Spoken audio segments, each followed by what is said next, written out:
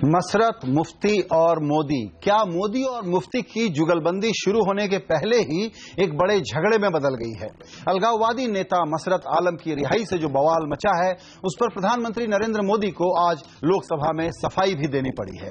लेकिन सवाल यह है कि क्या मुफ्ती मोहम्मद सईद ने मसरत आलम की रिहाई बिना सोचे समझे ही कर दी है, या बीजेपी ने इस पार्टनरशिप की चुनौतियों को पहले ही ठीक से समझा नहीं था? कश्मीर की इस कसौटी पर कौन पास होगा या कौन फेल, इस पर चर्चा करने के लिए हमारे साथ हैं बीजेपी प्रवक्ता श्रीकांत शर्मा, कांग्रेस की प्रवक्ता प्रियंका चतुर्वेदी, वरिष्ठ राजनीतिक विश्लेषक मनीषा प्रियम और डेविड देवदास, जो वरिष्ठ पत्रकार भी हैं और कश्मीर पर 2 किताबें लिख चुके हैं। सभी मेहमानों का वक्त निकालने के लिए शुक्रिया। पहला सवाल श्रीकांत जी आप ही से होगा। आज जब हम चर्चा कर रहे हैं तब तक पाकिस्तानी उच्चायुक्त से हुर्रियत के नेता मुलाकात कर चुके हैं और खबर यह आई है कि कुछ और इसी प्रकार के कैदी जो हैं उनको रिहा कर दिया जाएगा पब्लिक सेफ्टी एक्ट की जो मियाद होती है उसके पूरे हो जाने के बाद। आप लोगों ने बचाव में जो कहा है, मुझे सुन करके ऐसा लगता है कि आप लोग दुविधा में हैं। आप लोगों को इस पर रिएक्ट करना ही नहीं चाहिए या आप लोग ओवर रिएक्ट कर रहे हैं? संजय जी, एक फैक्ट है कि जम्मू कश्मीर में जो गठबंधन हुआ है वो 2 अलग अलग विचारधाराओं की पार्टी का गठबंधन है और इसीलिए वहां कॉमन मिनिमम प्रोग्राम के तहत सरकार चलाने का दोनों पार्टियों ने तय किया। और हमारा मकसद वहां गठबंधन करने का था कि जम्मू कश्मीर के आवाम को शांति चाहिए, वहां के नौजवान को रोजगार चाहिए और जो बाढ़ पीड़ित लोग हैं उनका पुनर्वास होना चाहिए। और जम्मू कश्मीर के जो 3 रीजन है, वैली है, जम्मू है, लद्दाख है, उसका चौमुखी विकास, जिसका कि जम्मू कश्मीर का जो नौजवान है, जो नागरिक है, वो हकदार है कि उसका विकास अभी तक नहीं हुआ। कश्मीर को लेकर राजनीति बहुत होती रही, ईमानदारी से विकास के बारे में किसी ने सोचा नहीं। लेकिन दुर्भाग्यवश इस तरह के बयान आने शुरू हुए, इस तरह के फैसले आए जिनसे कहीं ना कहीं जो हमारा एजेंडा है वो डाइवर्ट हुआ है। आतंकवाद और अलगाववाद पर कहीं कोई समझौता नहीं होगा। जीरो टॉलरेंस की नीति पर हम लोग काम कर रहे हैं और ये विडंबना है कि ऐसी पॉलिटिकल पार्टियां जिन्होंने अब तक जम्मू कश्मीर में सिर्फ राजनीति की है, वो यहाँ पर संसद में भी अड़चन पैदा कर रहे हैं। जी बिल्कुल श्रीकांत जी, यही मैं कहना चाह रहा था। उसके बावजूद भी वो श्रीकांत जी मैं यही कहना चाह रहा था, बयान में मैं यही कहना चाह रहा था कि विपक्ष वाले इसको और भड़काने में लगे हुए हैं, इसलिए नेशनल मीडिया की कश्मीर को लेकर के समझ कम है, इसलिए आप लोगों को इस ट्रैप में पड़ने की जरूरत नहीं थी, इसलिए क्योंकि वाजपेयी जी ने हुर्रियत के नेताओं से बात की थी और प्रधानमंत्रियों ने नहीं की थी। और आप लोगों ने जो कॉमन मिनिमम प्रोग्राम बनाया है उसमें एक शब्द है कि सबके लिए स्टेक्स बिल्ड किए जाएंगे तरक्की और अमन के लिए। तो उसमें एक स्टेक होल्डर ये अलगाववादी ताकतें हैं जिसके बारे में मुफ्ती मानते हैं कि इनके साथ बातचीत करना और भरोसे का माहौल बनाना जरूरी है। तो आप लोग, तो मैं कह रहा हूं कि अननेसेसरी रिएक्ट कर रहे हैं विपक्ष के प्रोवोकेशन पे। नहीं करना चाहिए आपको रिएक्ट। संजय जी मैं आपको स्पष्ट कर दूं, हाँ हम बातचीत सबसे करेंगे और अपने सब लोगों से बातचीत करेंगे। हम बातचीत के विरोधी नहीं है, बातचीत हम करेंगे, लेकिन कानून व्यवस्था के साथ कोई खिलवाड़ ना हो और अलगाववाद, आतंकवाद जैसी घटनाओं पर कोई समझौता नहीं होगा। हम स्पष्ट कर चुके हैं। और मैं तो आपके माध्यम से एक सवाल ये भी पूछना चाहता हूं कि जो कांग्रेस के लोग चिल्ला रहे हैं, भाई 4.5 साल से जो व्यक्ति जेल में है, 27 FIR जिसके खिलाफ है, आप 4.5 साल में आप उसके खिलाफ चार्जशीट भी नहीं दाखिल कर पाए और हाईकोर्ट के आदेश के तहत उसकी रिहाई हुई है। प्रियंका चतुर्वेदी, जो सवाल अभी श्रीकांत जी ने पूछा उस पर मैं भी अपना सवाल जोड़ना चाहता हूं कि एक बहुत ही बड़ा साहस वाला फैसला है, एक असंभव पार्टनरशिप की तरफ 2 पार्टियां बढ़ी हैं। एक फैसला मुफ्ती साहब का आता है, 1 हफ्ता 10 दिन महीना भर तो एक गरिमा के तहत आप लोग चुप रहना सीख लीजिए। संजय जी, मुझे आपके आर्ग्यूमेंट और आपके सवाल से ही बहुत आपत्ति हो रही है, क्योंकि मुझे ये नहीं समझ में आ रहा है कि आज मैं एंकर का सवाल का जवाब दे रही हूं या मैं बीजेपी के प्रवक्ताओं का जवाब दे रही हूं। एज ए नेशनलिस्ट पार्टी जो भारतीय, प्लीज संजय जी, क्योंकि आपने जो सवाल उठाए हैं कि हम चुप क्यों नहीं बैठे हैं, हमें चुप रहना चाहिए, हमें इनकी तारीफ करनी चाहिए कि इन्होंने एक ऐतिहासिक चैप्टर शुरू किया है, हमें ये भी तारीफ करनी चाहिए कि एक डिफरेंट पार्टी का कॉम्बिनेशन बनकर आया है। तो आप मुझे बता दीजिए कि किस तरीके से हम कहाँ गलत हैं अगर हम कुछ सवाल लेकर उठा रहे हैं। अगर मैं आपसे, आपने वाजपेयी जी का नाम लिया, मैं आपसे पूछना चाहती हूं 10 साल पहले कश्मीर के क्या हालात थे।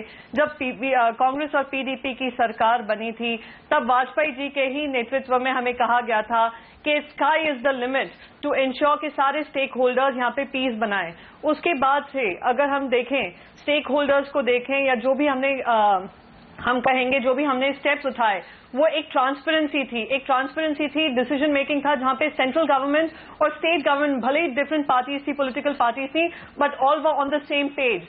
अब हम यहां पर देख रहे हैं कि पीडीपी और बीजेपी की सरकार बनी हुई है जम्मू कश्मीर में। बीजेपी कहती है, उनको पता नहीं है, BJP good cop bad cop खेलने की कोशिश कर रही है कि पीडीपी एक तरफ सेपरेटिस्ट को रिलीज करते हैं, दूसरी तरफ बीजेपी उस पर क्वेश्चंस उठाते हैं, फिर सेंटर में प्रधानमंत्री आज पार्लियामेंट में कहते हैं कि उनको कोई आइडिया ही नहीं कि क्या डिसीजन लिया जा रहा है जम्मू एंड कश्मीर में। तो जो नेशनल सिक्योरिटी की बात करते हैं, जो कहते हैं कि पेट्रियोटिज्म हमें ना सिखाई जाए, तो उनपे तो ये सवाल उठ खड़े होते ही हैं कि 370 आपने अपनी बात रखी है जो भी। और जब श्यामा प्रसाद मुखर्जी की, एक सेकेंड, श्यामा प्रसाद मुखर्जी की आज उन्होंने बात की कि उन्होंने इसके लिए, अपने कॉज के लिए वो लड़े हैं और उन्होंने अपनी शहीदी दी है, उनसे मैं पूछना चाहती हूं और भारतीय जनता पार्टी से आज पूछना चाहती हूं कि 370 के लिए जो झगड़े थे उस पर इनका क्या कॉम्प्रोमाइज हुआ है आज सरकार बनाने पे। और आप मुझसे कह रहे हैं कि हमें चुप रहना चाहिए क्योंकि एक सरकार। नहीं, बिल्कुल आपने अपनी बात बखूबी रखी है और श्रीकांत जी उसका जवाब देंगे, लेकिन उसके पहले हमारे दो जो इंडिपेंडेंट एनालिस्ट हैं उनकी राय ले लेते हैं बहुत ब्रीफ में। डेविड, आप क्या समझते हैं कि इस मुद्दे में दरअसल मुफ्ती साहब जो हैं जल्दबाजी कर रहे हैं, या आपको यह लगता है कि मोदी जी ने यह सारा हिसाब किताब पहले ही लगा लिया होगा इस पार्टनरशिप को शुरू करने पर? क्या मुफ्ती साहब के बारे में ये ओपिनियन बनाना कि वो इस जो ये अलायंस हुआ है इसको कहीं तोड़ने की तरफ कदम तो नहीं बढ़ा रहे हैं, क्योंकि उनको लगता है ये चलने वाला नहीं है तो इसको तोड़ ही लिया जाए? संजय, आपकी बात की मैं जवाब दूंगा आपके सवाल का, पर इससे पहले जो बीजेपी प्रवक्ता ने कहा उसका मैं संक्षिप्त में थोड़ा सा जवाब देना चाहता हूं। उन्होंने कानून व्यवस्था की बात की। कानून व्यवस्था की ही बात है कि ये पीएसए का मुद्दा है, ना कि मसरत आलम का मुद्दा है। आप ये देखिए कि पीएसए जो लगा हुआ है उस स्टेट में, जम्मू कश्मीर में, ये पब्लिक सेफ्टी एक्ट मीसा का एक वर्जन है जो इमरजेंसी में लगा हुआ था, maintenance of internal security act Misa, जिसके तहत मोरारजी देसाई, चरण सिंह, अटल बिहारी वाजपेयी, चंद्रशेखर, जो सब प्रधानमंत्री बने हैं इस देश के, उनको जेल में डाला गया था।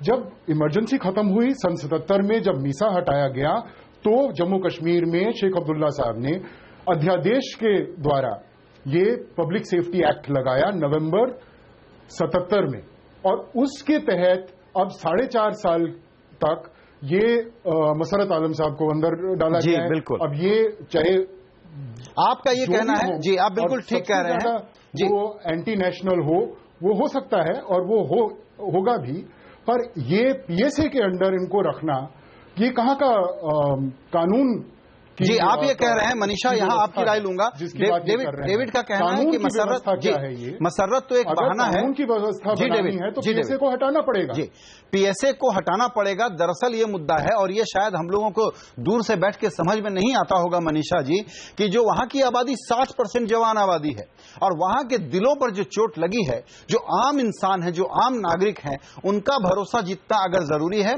तो पीएसए की अनडूइंग करते हुए दिखना जरूरी है। मसरत तो एक शुरुआत है उसकी। मनीषा जी और संजय। हाँ, लेकिन आप देखिए इस पूरे इवेंट का फॉलोआउट क्या होता है। हम तो ये समझ रहे हैं कि ये चलेगा कि नहीं, मुफ्ती और मोदी में कौन मियाँ की तोड़ी गाएंगे और कौन मल्हार गाते हुए नजर आएंगे, कौन दाहिने दरवाजे से निकलेंगे, कौन बाएं दरवाजे से। लेकिन हुआ ये कि आज अब राज्यसभा में अगर देखिए तो बीजेपी ने वर्चुअली फोर्स किया है कि एक ऑल इंडिया लेवल का डिबेट आज ऑलरेडी ओपनिंग सेशन में किक स्टार्ट होता है। ऑल इंडिया का लेवल डिबेट जो जम्मू कश्मीर पे होता है, और जिस पार्टी को हम समझते हैं कि ये बहुत राष्ट्रवादी, 370 विरोधी, यहां सब के सब दल कहते हैं कि अरे क्यों छोड़ा, तो भारत के सभी राष्ट्रीय दल आज एक आवाज में बीजेपी से भी चढ़ के राष्ट्रवादी बयान दे रहे हैं। तो एक तरह से लोकसभा और राज्यसभा में भी अब हम देखेंगे कि जो मुद्दे इस कॉम्पैक्ट में, शरद यादव जी ने आज पूछा कि प्रधानमंत्री और होम मंत्री बताएं कि छुपा वाला कॉम्पैक्ट कौन सा है, आप लोगों में कोई छुपी हुई साठगांठ भी हुई है क्या? मतलब सीधा सीधा ये था कि 370 आफ्सपा ये दो मुद्दों पर भी बहस जो है वो भले ही मुफ्ती और मोदी का लगा हो कि इस पर उन्होंने कोई समझौता अभी के लिए कहा है कि हम दोनों अपने हार्ड लाइन छोड़ेंगे, लेकिन दिल्ली में उस पर पूरी बहस होगी। दूसरी बात ये कि जो पीएसए की बात वो भी कर रहे हैं, जो उसके न्यूएंसेस हैं वो दिल्ली के डिबेट में अभी नहीं है। और आज राजनाथ सिंह ने बताया कि सिर्फ एक्ट ही नहीं, उसकी पूरी प्रक्रिया जो है वो एक विशेष प्रक्रिया है, एक अप्रूवल बोर्ड को जाती है। तो पहली बार भारत में भी ये समझदारी अब धीरे धीरे लोगों को होगी कि किन विशेष इंस्टीट्यूशनल अरेंजमेंट से हमारे यहाँ के कानून ही जो हैं वो दूसरे तरीके से दोहरे तरीके के स्टैंडर्ड जो है जम्मू कश्मीर में लगाए जाते हैं। तो एक तरह से एक आम पब्लिक ओपिनियन बनने की संभावना है कि वहां जो कानून है, वहां के जो यूथ हैं, उनको भी ह्यूमन राइट्स जब अब तक हम कहते थे वो सिविल राइट्स के एक डिस्कोर्स में पूरी बात आ जाएगी। और जो मोटे मुद्दे थे जो कॉम्पैक्ट में नहीं थे वो फोर्सफुली आज शरद यादव को देखें। जी बिल्कुल। तो क्या ये समझा जाए मामलों में बेल मिली है, बेल को अपोज कीजिए, तो मायावती का दल कहता है उस बेल को सरकार अपोज करे। तो आप देखिए कि बीजेपी बिना किसी और दलों को बताए हुए उसने सबसे अब एक सपोर्ट एक तरह से ले लिया है कि बीजेपी अब नेशनलिस्ट स्टैंड लेकर के भी अगर इस इम्पॉसिबल मैरिज में आगे चलती है तो कहेगी कि मैंने तो सदन को जो आश्वासन दिया उसके आधार पर आपके साथ मैं रिश्ता इसी तरह से निभाऊंगा, इन बातों में मैं आपसे कड़े रुख से बातचीत करूंगा। तो एक नेशनल चर्चा तो शुरू हो गई। ये बड़ा इंटरेस्टिंग पॉइंट आपने रखा है, बहुत ही दिलचस्प एंगल है इस बात का। श्रीकांत जी, आपसे मेरा यही सवाल है कि अगर ये इतनी चुनौतीपूर्ण शादी की गई है तो इसको बनाए रखने के लिए आस पड़ोस के शोर शराबे से दूर ये कमिटमेंट वाली बात भी सामने आना चाहिए कि मुफ्ती साहब ने कुछ किया होगा, हम उससे सहमत नहीं हैं, लेकिन हम इस जुगलबंदी को, इस पार्टनरशिप को बना के रखने के लिए कमिटेड हैं। क्योंकि आपके आरएसएस के भी लोग बयान दे करके बीजेपी के लिए और प्रधानमंत्री के लिए एक नई चुनौती और एक मुसीबत खड़ी कर रहे हैं, जबकि हम ये सुनना चाहते हैं कि एक सीरियस थॉट के आधार पर यह पार्टनरशिप बनी है और इस पर हम टिके रहेंगे। आप कहिए कि आप टिके रहेंगे। संजय जी, मैं आपको स्पष्ट कर दूं कि एक बड़ी कॉज, क्योंकि जम्मू कश्मीर भारत का अभिन्न अंग है, उसको आप नजरअंदाज नहीं कर सकते। और वहां के लोगों का डेवलपमेंट, वहां पर पूरी तरह से वहां का जो नौजवान है, जो कहीं ना कहीं पाकिस्तान उसको अब तक किसी भी तरीके से मैं मानता हूं कि गुमराह करने की कोशिश करता रहा है। हालांकि हमको पूर्ण भरोसा है कि हमारा नौजवान कभी गुमराह हो नहीं सकता। उसको जॉब्स की जरूरत है, वहां 24 घंटे बिजली की जरूरत है। जम्मू कश्मीर के ऐसे बहुत ऐसे इलाके हैं जहां संजय जी रोड्स नहीं है। हमारा मकसद तो यह है कि जम्मू कश्मीर श्रीनगर को हम एक अलग शहर की तरफ से वो उसको बढ़ाएं। जम्मू में एक जैसे ग्रेटर जम्मू का निर्माण हो, ग्रेटर श्रीनगर का निर्माण हो, और जम्मू के अंदर और अच्छी चावल की खेती होती है, वहां उनके लोगों को फायदा हो। श्रीनगर में सेब अच्छा होता है, उसका वहां के लोगों को फायदा हो। कालीन अच्छे बनते हैं, वहां से उन लोगों को फायदा हो। तो चौमुखी शर्मा जी कितनी डेवलपमेंट की आड़ लेंगे, इनका सपोर्ट, इनको सपोर्ट जारी रखने में कितनी आड़ लेंगे डेवलपमेंट का, कि इनके जो भी डिसीजन हो रहे हैं आप बस रिपोर्ट मांगते रहते हैं, रिपोर्ट मांगते रहते हैं। नहीं, डेवलपमेंट का आड़ लिया जा रहा है, क्योंकि मुझे बोलना पड़ेगा। नहीं प्रियंका, आप अपनी बात कहिएगा, बिल्कुल आप अपनी बात कहिएगा। हाँ श्रीकांत जी, जल्दी छोटे में आप अपनी बात खत्म करिए। देखिए, जो वेस्ट पाकिस्तान से जो हमारे रिफ्यूजी आए हैं उनको भी आम नागरिक की तरह अधिकार चाहिए, जमीन का भी चाहिए, नौकरी का भी चाहिए, वो भी मिलेगा। और फिर जो पाकिस्तान ऑक्युपाई कश्मीर से जो लोग आए हैं उनको वन टाइम पैकेज की बात हम लोग कर रहे हैं। तो बहुत सारी चीजें हैं जो कश्मीर के हित में है, जम्मू कश्मीर के हित में है। और आज हमने हमारे एक डेलीगेशन मुफ्ती साहब से मिला है कि जनाब प्रदेश की तरक्की के लिए गठबंधन हुआ है, कॉमन मिनिमम प्रोग्राम बना है। आपसे आग्रह है तो कि प्रियंका जी कोई विवादित बयान मत दीजिए, कोई फैसला मत करिए। नहीं संजय जी, आप मुझसे सवाल पूछें, बोलने का मौका। आप तो यही चाहेंगे कि हम चुप रहें और ऑपोजिशन बिल्कुल चुप बना रहे। नहीं प्रियंका जी, आप अपनी बात रखिए। अभी श्रीकांत जी ने अपनी बात पूरी कर ली, आप प्रियंका जी आप अपनी बात। मैं बिल्कुल बोलूंगी, मैं बिल्कुल, हाँ बिल्कुल। दो, आप लोग बीजेपी भी चाहता होगा और आपने भी मुझसे सबसे पहले ये कहा कि आप लोग चुप क्यों नहीं बैठ सकते हैं। मैं आपसे पूछना चाहती हूं संजय जी, जब एक चीफ मिनिस्टर स्वेरिंग इन पे ही पाकिस्तान को धन्यवाद देता है, टेररिस्ट का धन्यवाद देता है, मिलिटेंट्स का धन्यवाद देता है, सेपरेटिस्ट का धन्यवाद करते हैं, तो सवाल उठ खड़े होते हैं।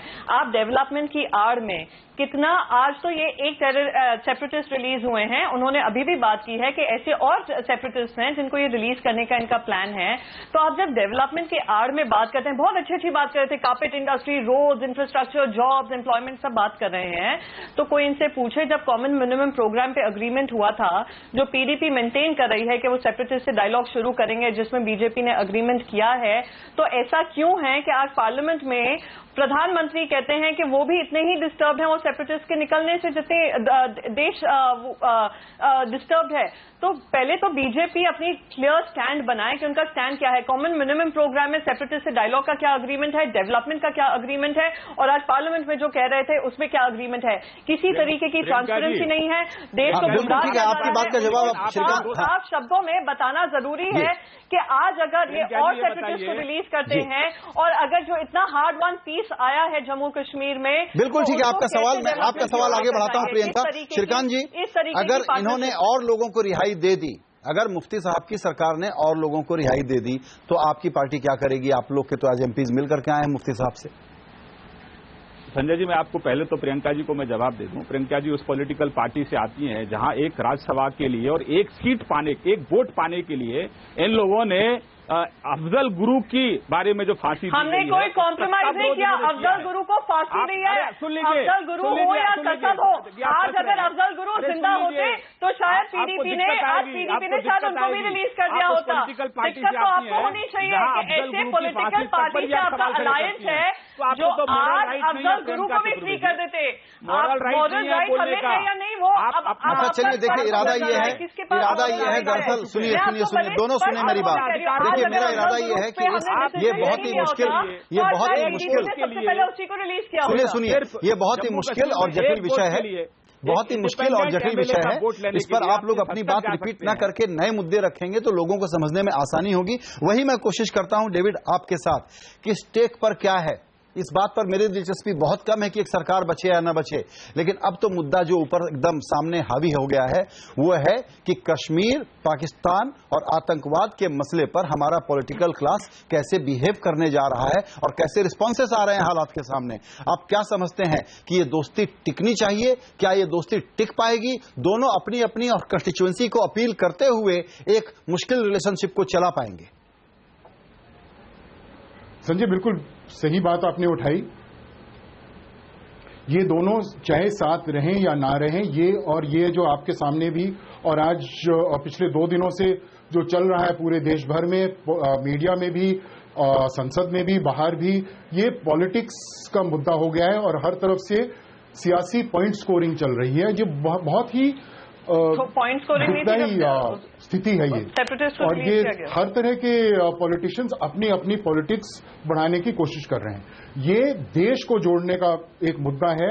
वहां जो एलिनेशन है यूथ में और ओवरऑल जो सोसाइटी में, जो एलिनेशन सामने आई थी 2010 में, जब आम लोग आए थे सड़कों पे पत्थर मारने, इसको ये सिर्फ ये कह देना कि मसरत आलम ने लोगों को निकाला और उकसाया गया था, उनको उकसाया गया था, और इसलिए वहां लोग अलग हो गए देश के, ये गलत। आप ये ना कहिएगा, आप ये कहना गलत होगा कि क्राउड अपने आप आया था, उकसाया गया था। Keep shouting as much as you want, पर ये जो पॉलिटिकल पॉइंट स्कोरिंग करते जा रहे हैं, चाहे कांग्रेस की तरफ से, और मुझे अफसोस होता है कि कांग्रेस सबसे ज्यादा इस सियासी खेल में पड़ गई है जो देश को तोड़ने का काम है एक तरह से। जी बिल्कुल, देश को जोड़ने का काम नहीं। मनीषा यहाँ 2 स्टेटमेंट, इतना नहीं जी एक मिनट, प्रियंका मैडम एक मिनट, जी बिल्कुल, लोगों को साथ लेकर चलना है, कांग्रेस का कॉन्ट्रीब्यूशन क्या रहा है संजय जी, आप उसका भावनाओं को साथ लेकर चलना है। I'm ashamed to be on this debate today that an anchor is supporting the views of somebody who says that Congress ने देश को तोड़ने का काम किया है। It is an extremely madam, मैंने सपोर्ट नहीं किया, मैंने कहा ओवरलैप ना करें। एक मिनट प्रियंका, नहीं, देखिए ये कमेंटेटर अपनी राय दे रहे हैं। एक मिनट प्रियंका, नहीं प्रियंका, ये सुनिए, ये हल्ले से कुछ नहीं होने वाला। यहाँ पर कमेंटेटर अपनी एक बात रख रहे हैं, मैं आपको कह रहा हूँ ओवरलैप ना करें, आप अपना टाइम ले लें अपनी बात। प्रियंका एक मिनट, हम तो ओवर एक मिनट नहीं बोल सकती हूँ जहाँ पे शुरुआत में ही डिबेट की शुरुआत में ही मुझसे कहा जाता है आप लोग चुप क्यों नहीं बैठते हैं, और यहाँ पे एक पैनलिस्ट बोलते हैं कि कांग्रेस ने देश को तोड़ने का काम किया है और उनकी हाँ में हाँ भरी जा रही है। I don't think so I can be a part of a discussion which is free and fair. देखिए, बिना ओवरलैप किए आपको बोलने का पूरा समय दिया जा रहा है और मेरा ख्याल है इतना बोलने का समय आपको सिर्फ इसी चैनल पर मिलता है। प्रियंका, बुरा मत मानिएगा, आराम से टाइम स्पेस मिलता है मेरे चैनल पर बोलने के लिए। शांति से अपनी बात रखिए, पूरा वक्त ले लीजिए आप। मैं बिल्कुल शांति से आपको बोल रही हूँ संजय जी, मुझे बहुत फ्री एंड फेयर टाइम मिलता है हर चैनल पे। ये आप इस उसमें ना रहिए भ्रम में कि सिर्फ आपके चैनल पे मिल रहा है। आई एम सॉरी टू से, बट आज आपके चैनल पे आकर दुख हुआ जब एक पैनलिस्ट कहते हैं कि कांग्रेस ने देश को तोड़ने का काम किया है। 60 साल से हमारा कंट्रीब्यूशन या इतिहास में हमारा कंट्रीब्यूशन क्या रहा है उस पर सवाल उठाए जा रहे हैं और हम यहाँ पे सुन रहे हैं डिबेट की शुरुआत। ओहो, आप तो बहुत ही सेंटिमेंटल हो गई। एक ओपिनियन है जो एक कमेंटेटर ने रखा है, आप काउंटर करिए ना। सवाल पूछा जाता है, भाषण दे दिया, 2 सवालों का जवाब नहीं दिया। 2 सवाल अभी भी जहन में है लोगों के। नहीं, मैं नहीं जवाब। 2 सवाल अभी भी जहन में है। चलिए ठीक है प्रियंका जी, मैंने जहन में है 27 FIR होने के बावजूद भी। श्रीकांत जी देखिए, प्रियंका जी आप ये शिकायत तो करके नहीं जा सकती इस चैनल पे कि आपको बोलने का वक्त नहीं मिला। मैंने पूरा वक्त दिया है, आपको और वक्त दूंगा, लेकिन उसके पहले आप जवाब में मत आइए। एक मिनट एक और ओपिनियन मनीषा जी का इसमें लेते हैं। मनीषा जी, दिक्कत क्या है कि ये नॉइजी मीडिया के चक्कर में हम लोग असल बात नहीं समझ रहे हैं। एक तो वो लोग भी गलत है जो कह रहे हैं कि मुफ्ती मोहम्मद सईद ने एंटी नेशनल काम कर दिया है। वो जानते ही नहीं कि मुफ्ती मोहम्मद सईद कितने जबरदस्त, दानिशमंद और अनुभवी नेता हैं, पहली बात। और दूसरी बात, ये आरएसएस वगैरह की नॉइज के कारण मोदी जी को बैलेंसिंग भले ही करनी पड़ रही हो, मोदी जी के 5 साल की लिगेसी में कश्मीर, पाकिस्तान, आतंकवाद इतना अहम मुद्दा है कि ये कोई छोटा मोटा बिना सोचे बिना प्लान के तो कोई खेल खेलेंगे नहीं। क्या आप मेरी इस बात से सहमत हैं कि इस नॉइज में असल मुद्दे को समझा नहीं जा रहा है और दरअसल मोदी जी अपनी शर्तों पर सबको लेकर के आ जाएंगे, या मोदी जी के लिए एक बड़ा फ्लॉप शो होने जा रहा है और उनकी गलती करने का ग्राफ शुरू हो गया है यहां से? नहीं, बिल्कुल फ्लॉप शो तो अभी नहीं कहेंगे। राजनीतिक पासा जस्ट फेंका गया है, ये भी हम नहीं कह सकते कि हाँ बिल्कुल सक्सेस ही आने वाला, लेकिन ये खेलने का तरीका जो है उनका, वो एल्डर स्टेट्समैन का नहीं है। वो वहां एक दिन पहले स्वेरिंग इन में भी गए और आज आके ये भी कह दिया, अब सदन को आश्वासन उन्होंने दिया कि नहीं, मुझे इसमें कॉन्फिडेंस में नहीं रखा गया है। तो हर वक्त वो सरकार चलाने के भी मुद्रा में है और बिल्कुल राजनीतिक नेता के भी मुद्रा में कि चलो चलाना है तो चला लो और नहीं तो चलते हैं फिर चुनाव में। तो एक तरह से इनकी भी रस्साकशी जो है मुफ्ती मोहम्मद के ऊपर जो है पूरी है। और दूसरी बात, अगर आप देखें राजनीतिक बयानबाजी जो हुई है और उसमें कांग्रेस ने आज काफी, प्रियंका भले यहां नाराज हो, लेकिन दोनों सदनों में कांग्रेस ने बखूबी अपने अपने जो अपोजिशनल उनके व्यू पॉइंट्स रखे और यहां खास करके आनंद शर्मा को भी और गुलाम नबी आजाद खुद बात रख रहे थे कश्मीर की, उनके जैसे स्टैचर का नेता।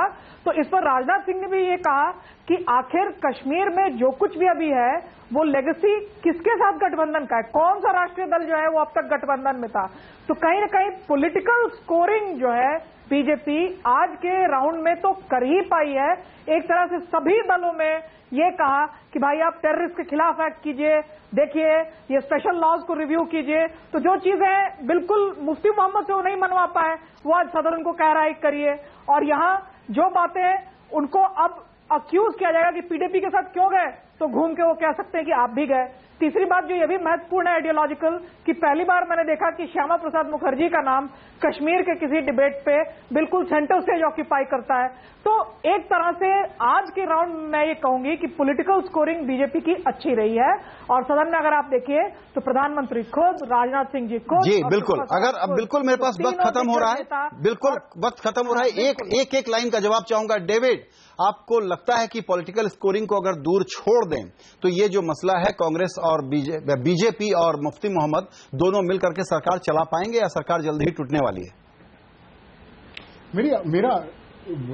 मुझे लगता है कि शायद ये चला पाएं, और ये जो बहुत ही कठिन कदम है ये उठाने जरूरी हैं वहां पर, और सबको समझना पड़ेगा और थोड़ी सी लचक दिखानी पड़ेगी और देखना पड़ेगा कि कहां तक ये जाता है। और लोगों को साथ लेकर चलना है, उनके जो घाव फ्लेक्सिबिलिटी दिखानी पड़ेगी और जो जख्म है उनको भरना पड़ेगा। इस जख्म को भरने के लिए प्रियंका जी आपका क्या सुझाव है? इस जख्म को कैसे भरा जाए जहां 60% की जवान आबादी इस वक्त दिल पे चोट लिए हुए घूमती है अपनी शहरों और गलियों में? नहीं, शायद आपका सजेशन हमें स्वीकारना पड़ेगा कि हमें चुप्पी ही बनाए रखना ज्यादा सही है।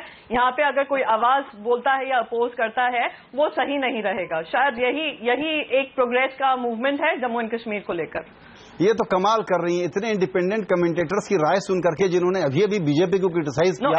अगर आप ऐसा बोल रही हैं तब तो फिर थोड़ा सा इशू है कि हमारी और आपकी समझ में फर्क। डिस्कशन नहीं हो सकता है क्योंकि डिस्कशन की शुरुआत ही जब किसी को चुप करने की कही जाए तो मेरे भी अंडरस्टैंडिंग वही होगी कि हम चुप ही रहें और कोई एंटी-नेशनल स्टेटमेंट बोलता रहे, कोई पाकिस्तान को धन्यवाद करता रहे, कोई मिलिटेंट्स को धन्यवाद करता रहे, कोई सेपरेटिस्ट को धन्यवाद करता रहे, सेपरेटिस्ट को छोड़ता रहे। डेवलपमेंट की आड़ में तो शायद हमें चुप रहना चाहिए। तो शायद उसी में जम्मू और कश्मीर की डेवलपमेंट की है क्योंकि कांग्रेस का हित हमेशा तोड़ने का रहा है। इसमें तो हमें चुप रहना ही जरूरी है, हमें मुद्दों पर जवाब देने की जरूरत नहीं है। मैं तो सिर्फ ये कह रहा था आपसे, कि कांग्रेस पार्टी चुप रहेगी तो अच्छा है, वो मोदी जी के ट्रैप में गिर रही है। सॉरी, मैं आपको नहीं समझा। आपने हमसे कहा हम चुप रहें, हम दूसरे पैनलिस्ट हमसे कहते हैं हमने देश तोड़ने का काम किया है, तो आप हमसे कहें कि हम चुप ही रहें तो ही प्रोग्रेस है जम्मू एंड कश्मीर में, तो यही सही। That is my accept. Shrikant ji, आप मुझे कृपया इस इल्जाम से बरी करिए कि हम लोग सब मिल गए हैं इनके खिलाफ। कृपया उनको बताइए कि हम आपके दोस्त नहीं है। देखिए, प्रियंका जी की दिक्कत। नहीं, I don't need a confirmation from anybody, please. Anyway, कोशिश करते हैं हम कि संजीदा डिबेट हो हमारे चैनल पे, लेकिन कभी कभी मेहमान थोड़ा इमोशनल हो जाते हैं। श्रीकांत जी, आपसे भी मेरा आखिरी सवाल 5 सेकंड का है जवाब, कि आप लोग चाहे जितनी आलोचना हो जाए, चाहे नागपुर से जो भी मैसेज आ जाए, उसके बावजूद मुफ्ती साहब के साथ ये पार्टनरशिप निभाइएगा ना? देखिए संजय जी, मैं स्पष्ट कर दूं कि प्रियंका जी की दिक्कत यह है कि गलतियां उनके राष्ट्रीय नेतृत्व ने की हैं और सफाई उनको देनी पड़ती है। तो ठीक है, झुंझलाहट कभी होती है। सॉरी यार, पार्टी उसको भेजती है तो मैं क्या करूं? झुंझलाहट में आना, हाँ, लेकिन आपने पूरा मौका उनको दिया है और सबसे ज्यादा समय आपने उनको दिया है। ये मेरा भी चार्ज आपके ऊपर है।